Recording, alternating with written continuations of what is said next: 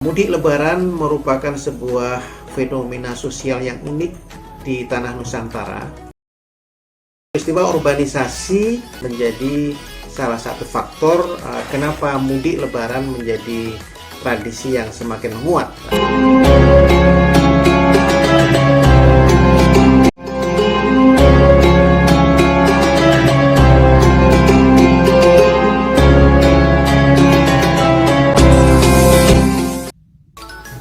Teman-teman sekalian, terkait dengan mudik Lebaran ada sebuah pertanyaan dari beberapa teman, termasuk dari mahasiswa.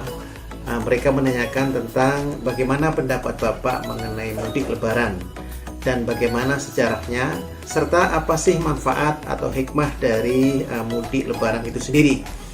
Jadi melalui kesempatan ini sedikit saya jelaskan bahwa mudik Lebaran merupakan sebuah fenomena sosial yang unik di tanah Nusantara karena telah terjadi sejak zaman kerajaan tempo dulu, kemudian pada zaman Belanda dan zaman kemerdekaan hingga era reformasi hari ini.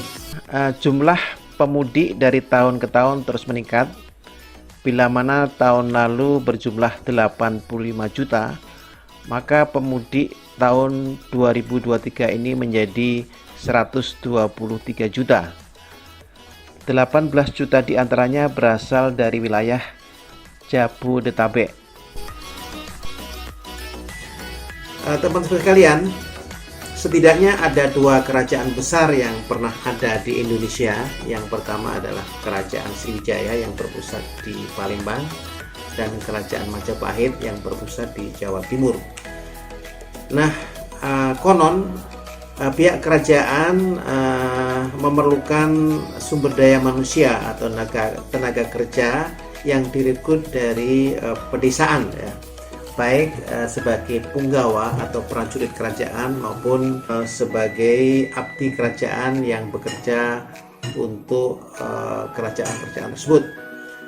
Nah, kala itu di musim-musim tertentu pihak kerajaan memberikan kesempatan kepada abdi dalamnya untuk melakukan pulang kampung. Nah, tentu saja waktu itu sarana transportasi dan komunikasi tidak secanggih hari ini, sehingga mereka pulang kampung dengan jalan kaki.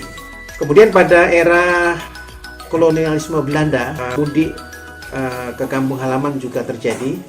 Jadi kala itu untuk kepentingan bisnis atau usaha pemerintah Belanda membuka persil atau perkebunan di luar Pulau Jawa, termasuk di Pulau Sumatera. Maka direkrutlah tenaga kerja pribumi asal Pulau Jawa yang dikaryakan atau dipekerjakan di perkebunan milik pemerintah Belanda di Pulau Sumatera tersebut. Nah, pada hari Lebaran atau Idul Fitri, pemerintah Belanda juga memberikan kesempatan kepada para pekerja pribumi tersebut untuk pulang kampung. Selain dipekerjakan di perkebunan di pulau luar Jawa termasuk Pulau Sumatera, pada era Belanda terutama pada zaman William Danless, ya, itu membangun ruas jalan dari Anyer ujung barat Pulau Jawa ke Panaukan ujung timur Pulau Jawa. Nah, di sini pemerintah Belanda memerlukan banyak tenaga kerja dari pribumi yang dipekerjakan secara paksa, ya, yang kita kenal dalam sejarah adalah kerja rodi. Nah, di sini sebagian tenaga kerja rodi tersebut ketika Lebaran juga diberikan kesempatan oleh pemerintah Belanda untuk melakukan pulang kampung. Kemudian tradisi mudik Lebaran juga berlanjut pada era kemerdekaan. Nah, pada era kemerdekaan ini pemerintah Orde Baru misalnya melakukan transmigrasi, ya, karena penduduk Nusantara itu sebagian besar itu berada di Pulau Jawa. Nah, untuk mengurangi kepadatan penduduk di Pulau Jawa inilah pemerintah Orde Baru melanjutkan dulu apa yang dilakukan oleh pemerintah Belanda, itu memindahkan penduduk dari Pulau Jawa ke luar Jawa, ya, termasuk ke Pulau Sumatera, kemudian ke Sulawesi, Kalimantan, dan Papua. Jumlah peserta program transmigrasi di Indonesia cukup besar. Pada periode 1979 sampai 1984 misalnya, sebanyak 535.000 atau sekitar 2,5 juta jiwa penduduk Pulau Jawa bertransmigrasi ke pulau luar Jawa. Jadi melalui program transmigrasi ini penduduk di tanah air Indonesia terdistribusikan ke berbagai wilayah ya. Nah, penduduk transmigran yang berasal sebagian besar dari Pulau Jawa inilah pada saat Lebaran atau Idul Fitri juga melakukan pulang kampung. Selain itu, mudik juga dilakukan oleh warga Indonesia yang melakukan urbanisasi. Jadi karena terbatasnya lapangan pekerjaan di pedesaan di satu sisi, kemudian di sisi yang lain juga adanya peningkatan status pendidikan penduduk, maka sebagian penduduk yang ada di pedesaan itu pindah ke perkotaan ya. Jadi menjadi guru, menjadi tentara, dan menjadi pegawai pemerintah lainnya di perkotaan. Jadi peristiwa urbanisasi perpindahan penduduk dari desa dan perkotaan ini juga menjadi salah satu faktor kenapa mudik Lebaran menjadi tradisi yang semakin menguat, karena penduduk yang berasal dari pedesaan ini pada saat Idul Fitri sebagian mereka juga melakukan mudik Lebaran. Tak hanya pemudik yang berasal dari para migran dari desa ke perkotaan tersebut, mudik Lebaran juga dilakukan oleh teman-teman kita yang bekerja di luar negeri serta teman-teman keturunan Indonesia yaitu diaspora di berbagai negara. Warga Indonesia yang bekerja di luar negeri yang disebut pekerja migran Indonesia di luar negeri cukup besar.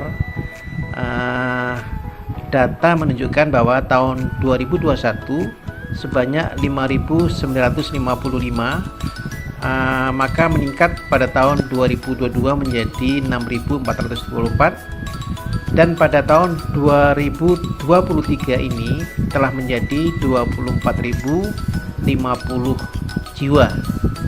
Begitu pula warga Indonesia diaspora atau keturunan Indonesia di luar negeri juga cukup besar. Misalnya di Belanda pada tahun 2021 terdapat 1.700.000 orang. Kemudian di Arab Saudi sekitar 1 juta. Kemudian di beberapa negara ada puluhan juta ya. Termasuk di Suriname, kemudian Australia, Jepang, Cina, dan Jerman. Nah, pada saat Lebaran atau Idul Fitri inilah sebagian warga negara atau pekerja Indonesia di luar negeri dan keturunan bangsa Indonesia di berbagai negara tersebut juga melakukan mudik Lebaran untuk mengobati kangen kampung halamannya di rumah. Itulah sekelumit mengenai sejarah mudik Lebaran, dan mudik merupakan bagian dari fenomena sosial yang terjadi sejak zaman kerajaan tempo dulu. Di samping bersilaturahmi dengan keluarga, kerabat, dan handai tolan, fungsi mudik adalah untuk mengobati rasa kangen atau kerinduan akan masa lalu. Demikian, sampai ketemu pada kesempatan selanjutnya. Wassalamualaikum warahmatullahi wabarakatuh.